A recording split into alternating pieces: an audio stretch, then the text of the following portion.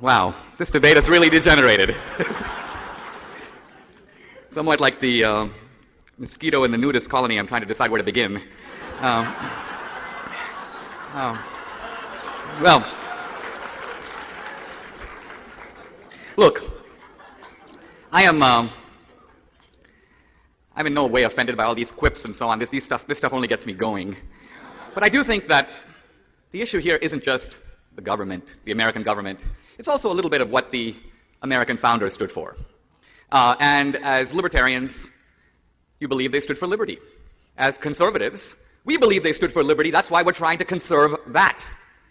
Now, is liberty only good for us? Yes.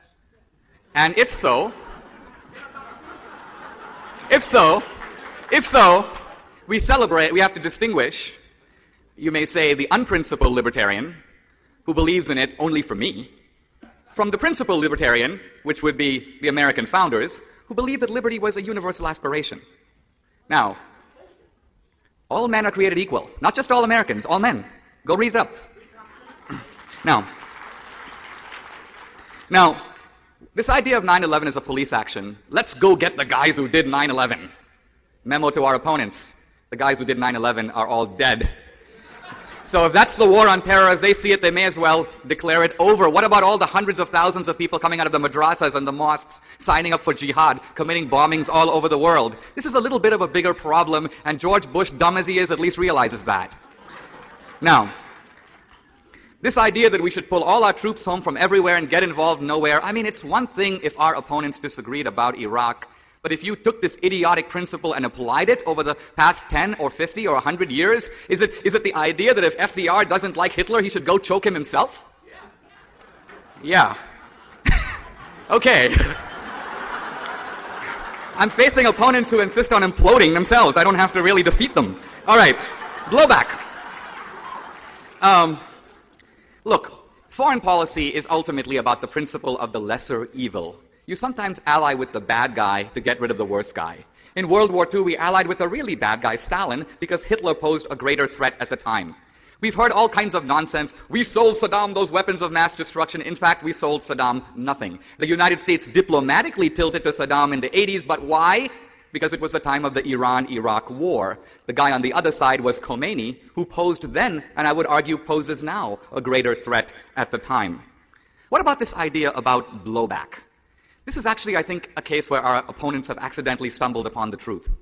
It is true that we are seeing a blowback. A blowback against what? Think about this. Are you telling me that the ordinary Muslim in the Sudan or Somalia or Islamabad is putting bullets on his chest and ready to go to his death because the Palestinians don't have a state? Give me a break. Are you telling me the ordinary Muslim is willing to kill himself because there are U.S. troops in Mecca? There are no U.S. troops in Mecca. The U.S. base is 500 miles away in the Saudi desert. It makes no sense. The radical Muslims are not saying that on the Arab street. What they are saying is this. They are saying that the United States is the global head of the unbelievers or the pagans. That the United States is exporting through globalization, through free trade, values that are undermining Islam, destroying the Muslim family, and corrupting the innocence of the Muslim children. Does even Ron Paul know how to stop that? You think that pulling our troops home is going to stop that? Their argument is that Islam is under attack, that the fundamental values that they stand for are threatened. I would argue that they're being threatened far more by the universal export of American values and American culture. I watched an interesting interview with a radical sheikh on a European TV station. Someone told him, Europe is more decadent than America. Why don't you guys focus on Europe? Why is America the head of the snake? And his answer was very simple. He said, because it is American culture that is spreading worldwide. Young Muslims don't want to crack Swedish jokes or go to French films. It is American values and American ideas that are at the root of this. Either we stand up for these values or we go down with them. Thank you.